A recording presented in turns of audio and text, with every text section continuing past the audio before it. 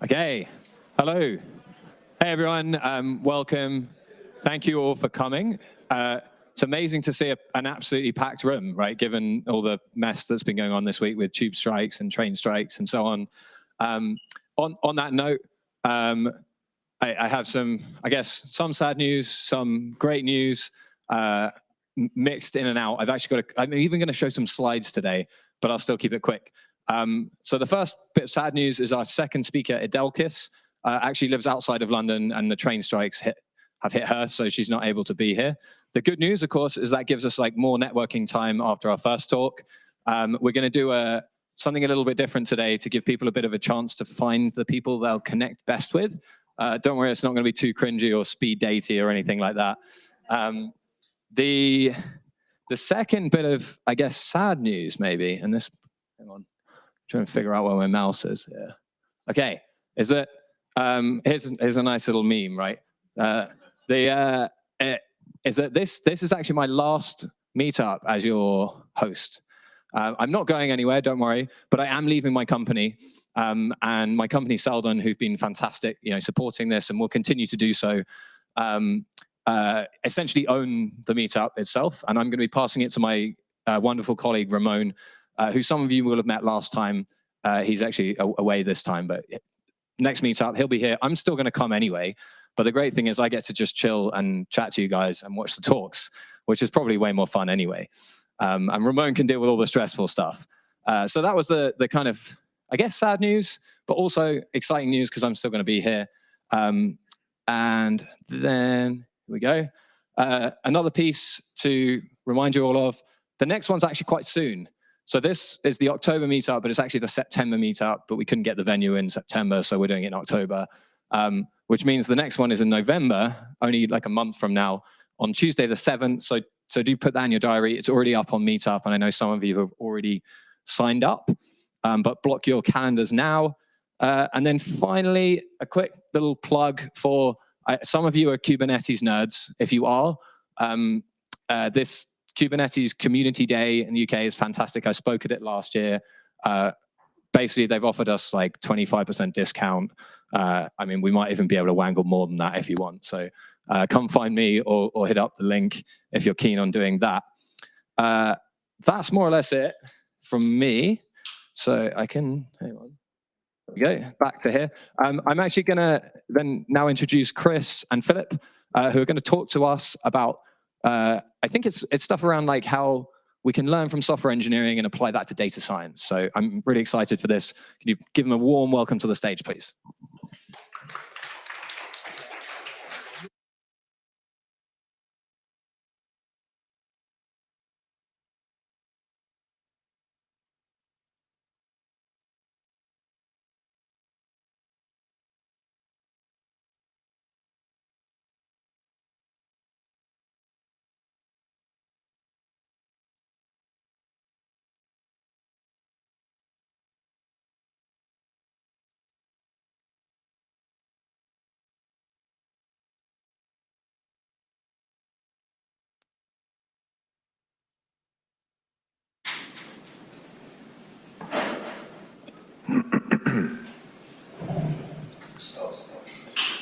So working?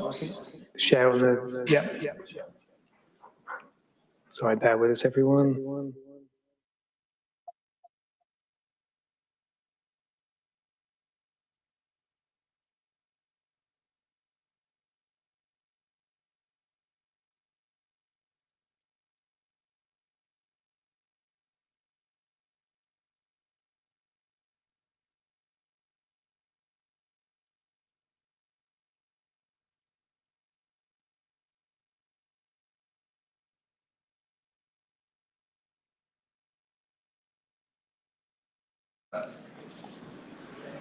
Great. Okay, okay. Is the mic on it? Oh, yeah. Test. Yeah. Shall I? Yeah. Cool. Good. Okay, blimey. More people here than I was expecting if there's a train strike. Okay. Jump straight in. It's this sentence here that's going to form the basis of the presentation. An ML system is a software system. So data science as a job description at least is saying, oh, finger in the air, 10 years old, say, roughly? Sorry, can you speak louder? Sure. Maybe it's my mic. So maybe data science as a job description at least is, say, 10 years old. Software engineering has been around for decades. Now, over the course of those decades, software engineering has come up with some really good best practices. Not everybody adopts them. But if you do, you're going to maximize your chances of having a successful delivery. Data science has a lot to learn from software engineering, because if you're coding stuff as a data scientist, you're also in a subset of software engineering, right? It's logical. There are a few subtleties, though. During the course of this presentation, we're hopefully going to give an idea of where we took software engineering practices, applied it to data science, and it yielded a dividend. What are the subtleties, though? Okay, so I spent a good deal of my life in software engineering. When things fail in software, you generally know pretty quickly, and it's generally a bit more definitive. Absolutely true story. I worked for a famous investment bank, and we dropped a trade. Before my time, I hasten to add, I was nothing to do with this. But we dropped a trade. The numbers didn't add up. We sold X dollars of securities. We had Y at the end of the day.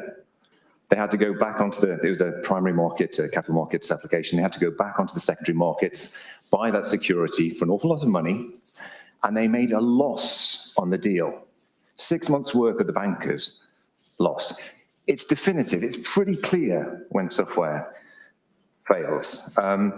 Sometimes it's not quite as definitive as that, but you get the idea. Now, this is not a theoretical. Chris and I here, we've worked on something for the NHS where, amongst other models we put together, you show up at A&E, accident emergency, presenting signs of cancer. This is a clear failing of the primary care system. You should have gone to the doctor. The doctor should have recognized that. He should or she should have forwarded you to a specialist. Okay, so we worked on this model. Now, if I told you that of these people presenting with cancer at the A&E department, a disproportionate number of them were white, middle-aged, a bit more affluent males. Is that right? Or are we blowing smoke up your proverbial? Yeah? I mean, Chris and I are nice guys, but we make mistakes. Is it right? Will you take it on face value? How do we prove it to you that our methodology to arrive at this conclusion is correct?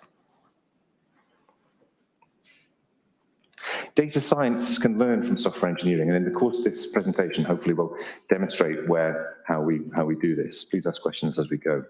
We timed it earlier, we're a little bit under. Next slide, please, sir. Okay, so who am I? Mentioned before, I mean, I've been programming computers for over 40 years now, ZX81. Back in 1981, 1 kilobyte of memory, 16 kilobyte RAM pack I got for my birthday, way. Been making money from it for about the last 30. Actually studied physics rather than computer science at university, and went off in the mid-90s to join the dot-com boom. Now, I've worked for a lot of places. I've worked from a small Californian startup to various London-based investment banks. And the biggest single factor in correlating the success of a project, correlating to the success of a project, this biggest single factor has to be a robust, mature regression test suite. Titter? Good. Okay. Okay.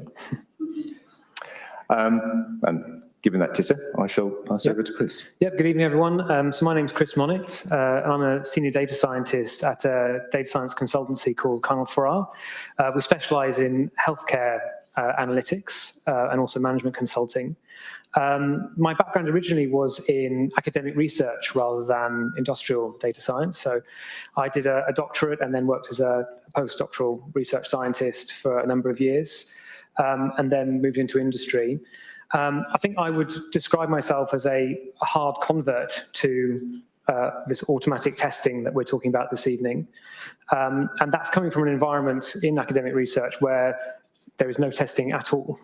And in fact, well, as we'll show some examples, I think that this is a common thing that in data science, where lots of people have come from perhaps a more academic background, there's a kind of culture clash. And what I've really enjoyed in the work that I've done more recently is applying those lessons from software engineering to my statistics and machine learning projects. So I'll say a bit more about that point on the kind of culture clash. So there are the key differences in how people do software development of one kind or another in industry versus academia. And I think a very major aspect of that is timescales for explaining what those differences are. So in industry, timescales are short, requirements can change very quickly, and also people are collaborating more. So in that situation, it's much more, has become this tradition of including automated testing in any mature code base.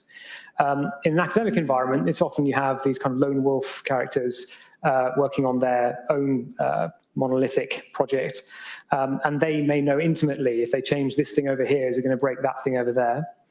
And I think that is the difference that explains why there's less of a testing culture in data science, because of that cultural difference and where people have come from, perhaps in the main.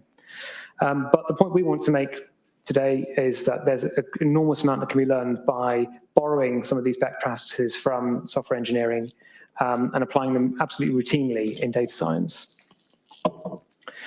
So a use case that we're going to discuss is a project that Phil and I did together just over a year ago. So it's when we first worked together, and I'll sort of explain it as maybe as a bit of a plug for the project we were working on. This was for a data analytics project in the NHS, specifically for NHS England. And we were developing a decision support tool for studying health inequalities. So this is having unequal outcomes in the healthcare setting based on demographic factors, which is inappropriate. And it was a dashboard effectively designed for operational managers who wanted to understand whether there are problems on their patch, whether they needed to help improve access to healthcare for particular groups in their communities. This was a very complex project that involved dealing with enormous record level, like patient level and event level data sets with a lot of data cleaning, aggregation, joining together, standard data pipeline stuff, and then ultimately feeding things into some quite simple statistical models. We're using logistic regression models to estimate the risk of these unwelcome healthcare outcomes. As part of that, we wanted to ensure the quality of the work that we were delivering, and we found the best way to do that was using this automatic testing. And this work was a finalist for the Health Service Journal Best Analytic Award a couple of years ago. So the key thesis that we've mentioned already, but we'll go say it again. You don't have to test your code by eye, which is a common thing that happens certainly in my academic experience. There's a joke that Phil and I have both heard before. How does a data scientist test their code? It's print DF, which is not a strategy to be advised. And what we're thinking really is that a data frame, or even a table in a Postgres database, for example, they're just data structures. And software engineers have had ways of testing data structures, for decades. And that's part of the test suite that a software engineer might develop routinely. But it's not common in data science, or as much as it could be anyway. So there's no reason why a data frame couldn't be subjected to the same kind of testing framework as other things are outside of data science. Good, Phil. Yeah, cool.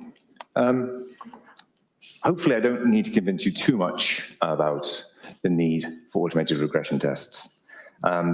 This is an appeal to authority. These are fairly prestigious luminaries in our field, right? You'll notice that the top one, which is actually one of the most interesting, is from a book on DevOps, because MLOps and DevOps have a huge amount in common. There's a huge amount of overlap there. Of these 5 quotes, 4 of them mention testing explicitly, and I think the 5th one implicitly. And at the end of the day, you're going to have a happier life if you, genuinely you will. You will sleep better at night, I guarantee it. If you have... So basically, happy life if you're a data scientist. More than that, more than the data scientists, your investors, the people paying your wages, are going to have a happy life because, you know, you're going to find bugs faster. The code is going to be more rock solid, I hope. So what are automated regression tests? Like I said, hopefully I don't need to explain too much, but let's go through some of the main, let's go through some of the main points here. They don't require any manual setup nor inspection. Print data frame, nah, we don't do that.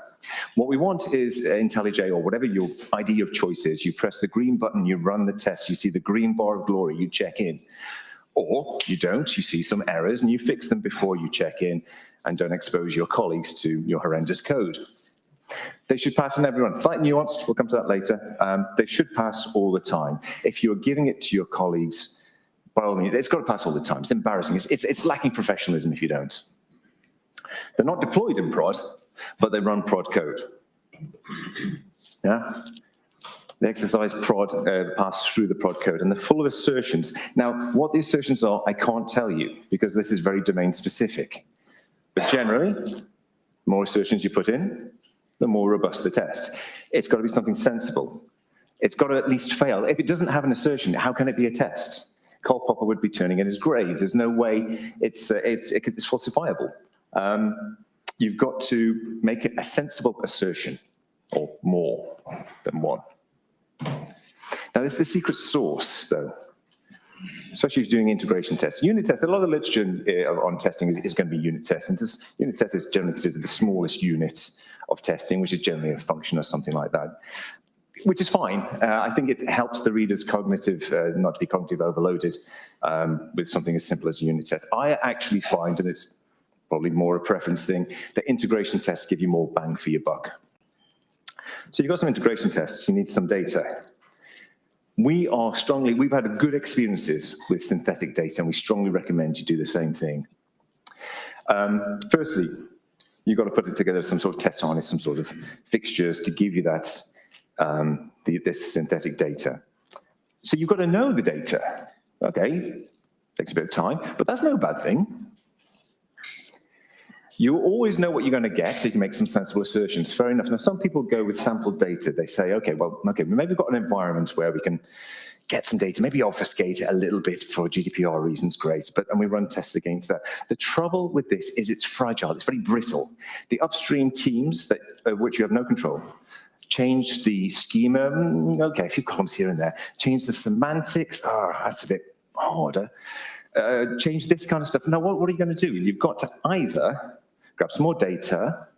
Well, now your tests are broken, aren't they? Because they weren't expecting the data in that form. So we could run the tests, see what the expectations were, see the failing ones, and say, actually, yes, that's what I was, honestly, that's what I was expecting.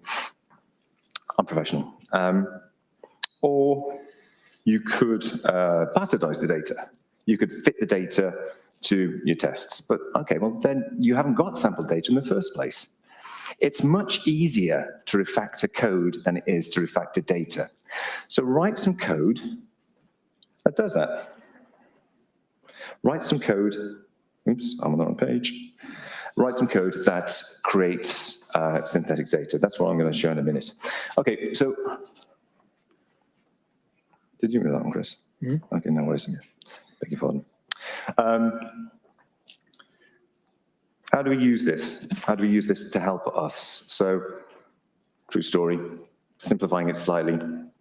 One of our models was you go to the A&E department, you wait for more than 4 hours. Okay, great. That's a problem. So we need to put that into the model. We don't want, as Chris has mentioned, we've got events and we don't want people appearing more than once because we want to map events, multiple events to potentially just a single person. They might be in the hospital twice. All right, so which event do we use? Well, go back to the business, find the business, say, use the event where they've been waiting for more than 4 hours. Fair enough, not a problem. What if they've been waiting for more than 4 hours on 2 different occasions at the same hospital. All right, fair enough. Just use one, it's fine. Okay, what if they've been waiting more than 4 hours at 2 different hospitals at different parts of the country, opposite sides of the country? This is not uncommon with students. They are registered with their parents and then they go to university at the other end of the country. They might be seen in hospitals in both. Says the business. Okay, well, I'll tell you what, just use one. For the purposes of this, use one. So it was driving the business requirements because we were taking the stuff back to them each and every time. Oh, disadvantages, almost forgot. Okay, I'm not saying it's a panacea, because there are some disadvantages. It requires some upfront fixed costs. There tend to be fixed costs. You put these fixtures together, multiple tests can use them, this is great. You've got to, depending on your management structure, you've probably got to convince them, look, it is really worth investing some time in this. Perhaps another one, which I don't think I'd explicitly mention, is that there's a maintenance cost there. So now you've got, I don't know, a 10, 20,000 line project. And if you've got a good, robust suite of tests, then maybe you've got 10 to 20,000 lines of test code. So you've got that overhead as well. Well, Chris, we would argue it's well worth paying that price because what the dividends yielded from it more than outweigh that. Okay, I'm not going to focus too much on the code because it doesn't really make a huge amount of sense if you don't. But if you know Python, it's a for loop. It takes the number of rows you're asking for. It generates some random data, which, it's bespoke to us, so you're not going to be terribly interested in it. But some of that data is randomly null.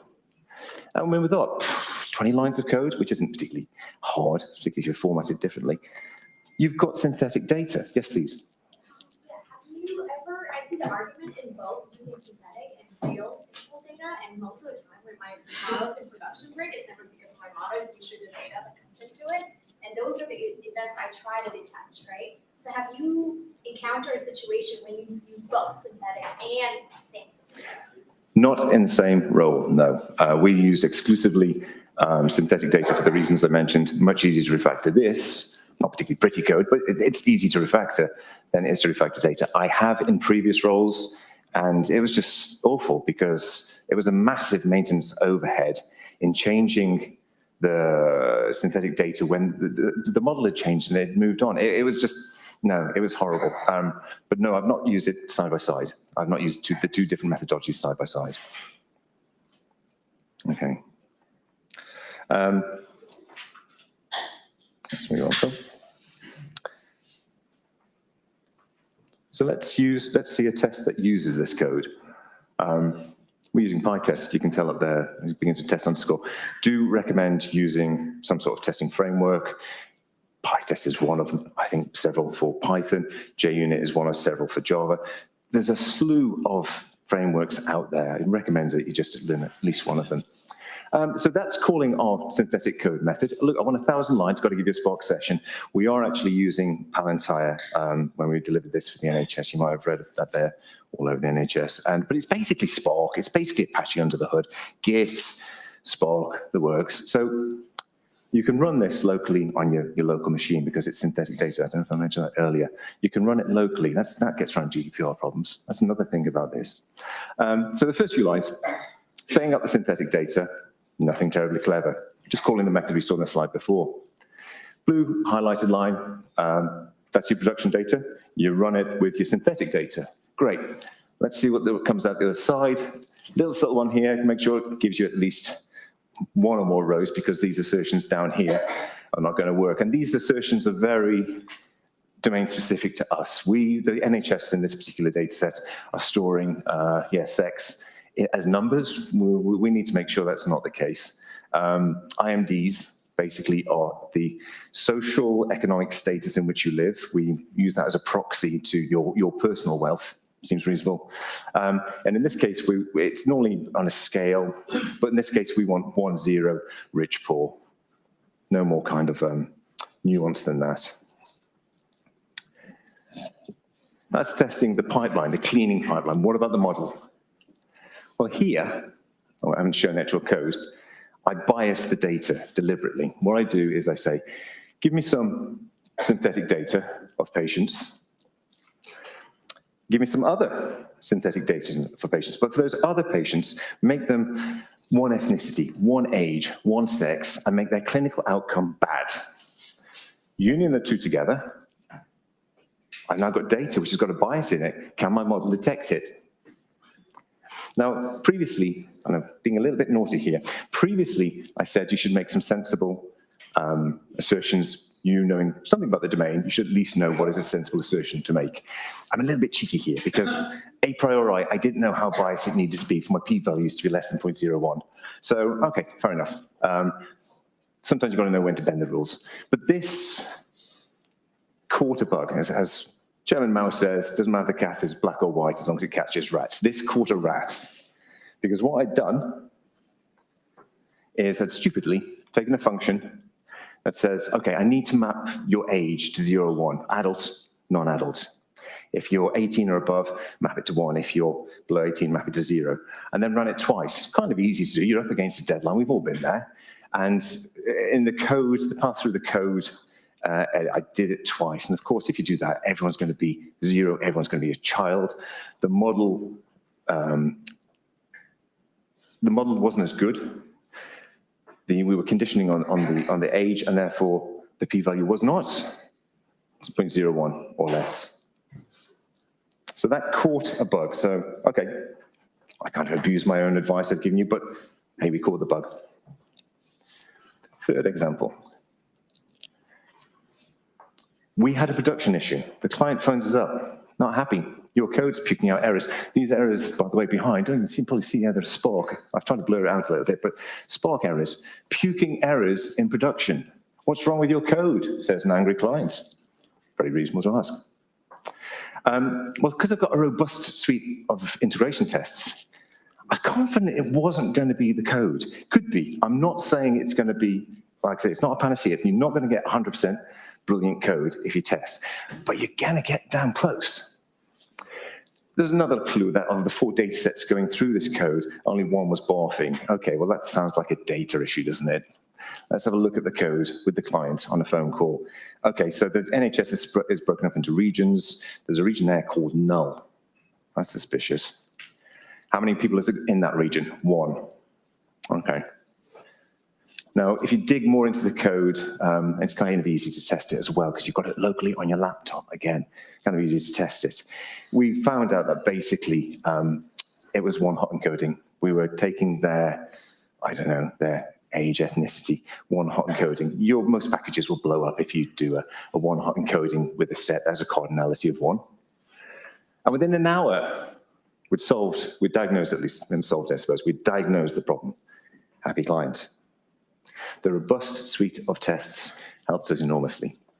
I did mention earlier that it's a bit nuanced about the tests always passing, but Chris, I'll pass over to you now. Yeah, there was one interesting example or question we had about whether it's best to generate the data, the synthetic data that you want to include in your integration tests in a deterministic or a non-deterministic way. And a clear advantages or disadvantages in each case, and I'll give a couple of anecdotes about those. But it's very appealing to make it completely deterministic. So that if you generate every time you run your simple code which produces your synthetic data with which you will test your application code, if you make it deterministic, it will be, if it passes once because your code is working, and then you run it again and it fails, it's because your application code is broken, which is very appealing, and it kind of reduces the cognitive complexity of what a developer has to worry about because it's a nice, simple causal relation between those things. But there was one interesting example where we found using the non-deterministic approach for generating the data really helpful. We had an example where sampling from a distribution for particular values for a data point meant that I found edge cases that we would not have thought of if we were just specifying deterministic data in the first place. So it was a particular example where values which were very close to 0 or very close to 1 happened to cause an error with our application logic. It's just a silly bug. But we wouldn't have seen that if we'd done it with a deterministic test, because we would have generated data values which would have been either probably 0 itself, maybe 0.5 and 1, say. And then our test would have passed through all of those with our application code, and we'd thought everything was fine. But by sampling from a distribution for what this value should be, we meant that once in a while, as we ran these tests, we get a value very close to 0 or very close to 1, and that's when our code would appear to break. And it was only because we were using this non-deterministic setup that we were able to find those examples and track them down. So I think that was an interesting example of how you might want to structure your synthetic data to allow for that. Of course, having your statistics hat on, you can then realize, you can think about biasing a distribution a certain way so that you're more likely to get those sorts of values which are causing you grief. But that's perhaps a detail. Right, so we've come to the end now, and perhaps I'll wrap up and give a summary of what our main thesis here is. So traditionally, data science has not made as much use of automatic testing as it could have done, we propose, because of the printdf phenomenon, which I've certainly been guilty of. But because data science uses code, it's therefore a branch of software engineering. And therefore, it should be able to use the same best practices that software engineering is using as well. So there's a big opportunity there for those who are not using it as much, like I was. We think that the sort of testing that we're talking about can really benefit, particularly from this synthetic data concept. Then there's a bit of nuance about whether you want to do it with deterministic or non-deterministic data. But in any case, this idea of generating data where you know the answer to what you're expecting your application logic to produce, and then checking that you get that answer is a really valuable thing to include. And overall, this means that you're going to have fewer bugs as you're developing, because you know what you're testing against. And when you do have bugs, particularly if you have bugs down the line, which you weren't expecting, perhaps due to data changes, you will either be able to rule out problems with the code very quickly, or you'll be able to track down bugs more quickly because you've got that test suite in place. And that makes your life much simpler, we've found. And of course, there are plenty of other best practices that could be talked about for that software engineering could lend to data science, I'm sure, but they might be topics for another day.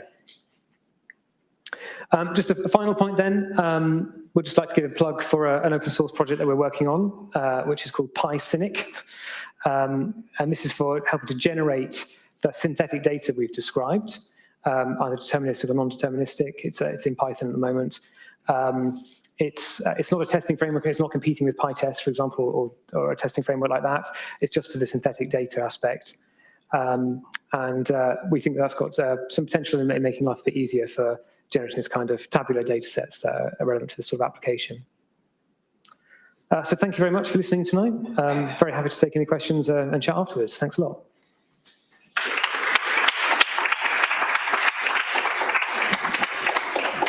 Awesome. Yeah, thank you so much, Chris. Thanks, Philip. If you have questions, just stick your hand up, wait for me to bring the mic, and then if you could say it into the mic, it helps people online because then they can hear the question. Just a quick question on the edge cases. Yeah. Do you use any kind of framework, or what kind of mindset do you use to identify edge cases? So essentially, so the question was about how we identify edge cases. That's an interesting one. I guess we've distinguished testing of code from testing of data. So we had a question earlier about in an ML, like in a production environment, how would you do checks for the data distribution changing, for example? But we're thinking particularly about code tests for the moment. So in those cases, I think I suppose maybe that's the heart of the matter. We don't claim to know what the edge case is going to be. So that's why we like this, or I like the non-deterministic approach, because it confronts you or your code with edge cases you wouldn't necessarily have thought of. That's the reason why I quite like that approach. So just a quick addition to that as well. I don't know if there's any libraries in Python, but certainly there is in Scala. And in actual fact, the Spark, when you run the integration test in Spark itself, it will use this library. And that name escapes me for the moment. I'm sorry about that. But it will do things like, well, okay, if you're giving an integer, let's say, to a function, okay, well, have you tried it with negative maximum number, the positive maximum number, 0. Like the stuff which you would edge case, you wouldn't necessarily get. You take a function, add a plus b. That's great. What if you're adding the maximum number that an integer, 32-bit integer can hold? Blows up. So it will test those kind of things. There are frameworks out there. Get me afterwards and I'll see if I can remember what that particular one in Scholar is. Sorry, hands up again. There were a bunch of them, but I can't remember who it was. Here we go. Thank you. So you spoke about generating the synthetic data, right? So some of the best practices in software engineering is also to Dockerize test data so that we can use it for further regression testing. So is there any recommendation you have got to possibly use some kind of containerization of the synthetic data? So that's one question. The second question is around the operation of the models. So is there any particular observability that you have implemented in your current project to monitor the model drift after you have deployed into production? That's my next question. Thank you. Great, thank you, yes. So the first question is about using Docker containers to persist the synthetic data for testing, I think, yeah. And then the second one about how to deal with data drift in a production setting, yeah. So on the first point, so that's interesting, yeah. So no, it's the short answer. We haven't done anything like Dockerizing or persisting in any way the synthetic data that we're using. And the reason why is because this is we're treating this as a development tool only. And so the way that our testing pipeline works, as it were, is generating the synthetic data. Each time you run your test suite, the synthetic data is generated de novo, and then that's fed in a test harness with your application logic.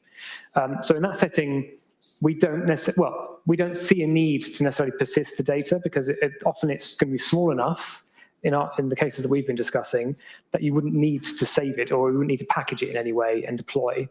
It's just for testing the code locally on in your own development environment, as opposed to in production or even in a deployed testing environment. So that's how we've seen it at the moment, but there may be other situations where that's very useful. That's quite interesting. On the second point about data drift, we had a question similar to that earlier.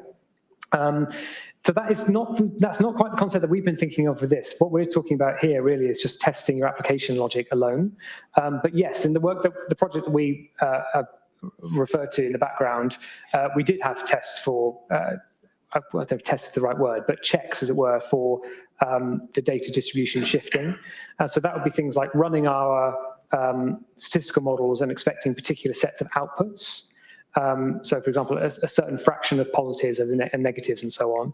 And we would set things up so that we got alerts if those assumptions were not validated. But of course, that's separate from testing the application logic, which was our original intention for this work. Cool. Any other questions? Oh, right, down here.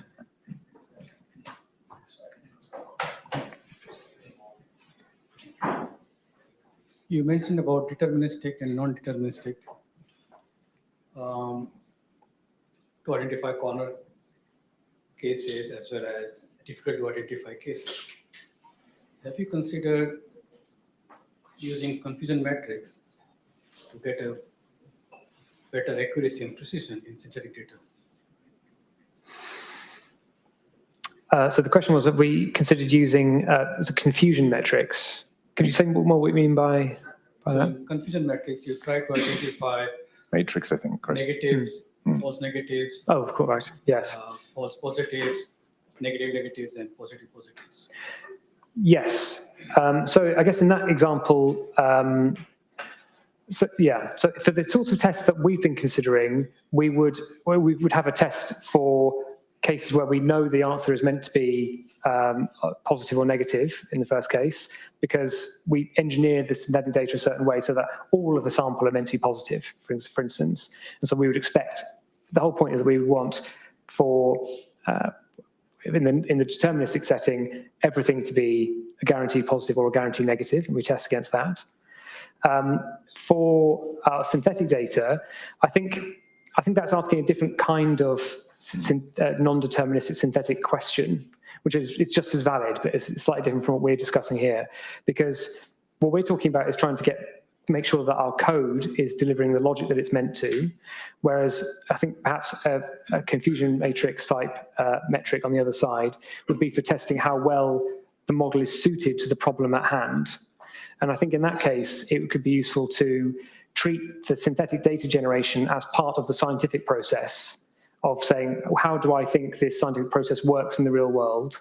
And then making a simulation of the data generating process in the real world, and then ask how performant our model is in making the inferences that we would expect. So that's not something which we've focused on in what we've discussed today, because what we're talking about really is about testing code performance or code accuracy.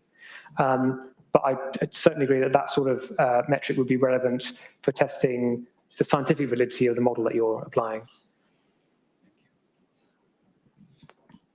Yeah, one at the back here.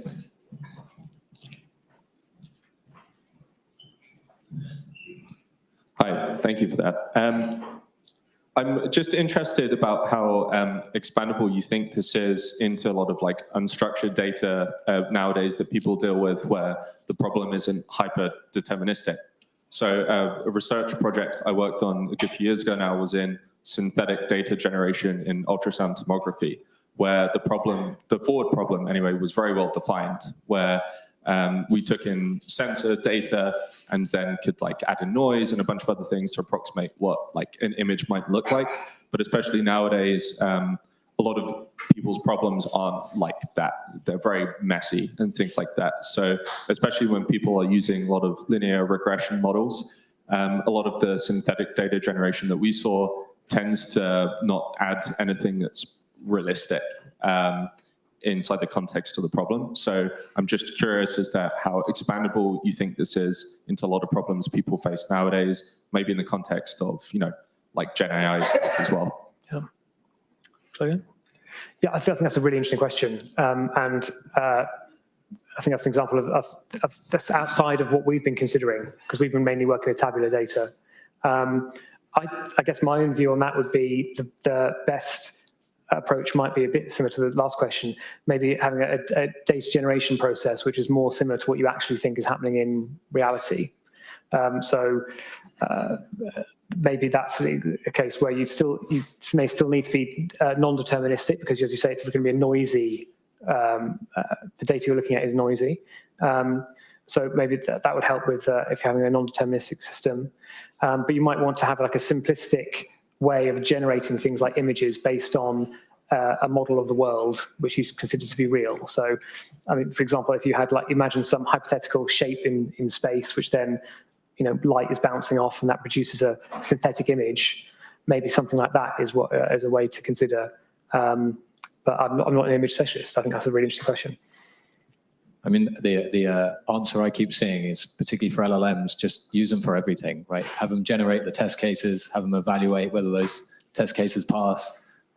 It seems a dangerous, slippery slope to handing everything to the LLM, but I've seen a lot of people doing that. With that, we got time for maybe one final question, if anyone. Did I miss anyone? Oh, there's one over here. Have you tested other frameworks for creating test data? What was your experience with that, if any? And what differentiates the PyScenic from the other frameworks? I mean, yeah, there's not much there. There's not much there in this, by the way. I'm not claiming there is. If you can find another framework that does the job for you, by all means, take it. To me, this is more kind of explanatory of how the philosophy behind it. If you find value by importing it and using the code, fantastic. But that's not the takeaway point from this presentation. The takeaway point is just use synthetic data. Whether you use our framework or somebody else's, knock yourself out.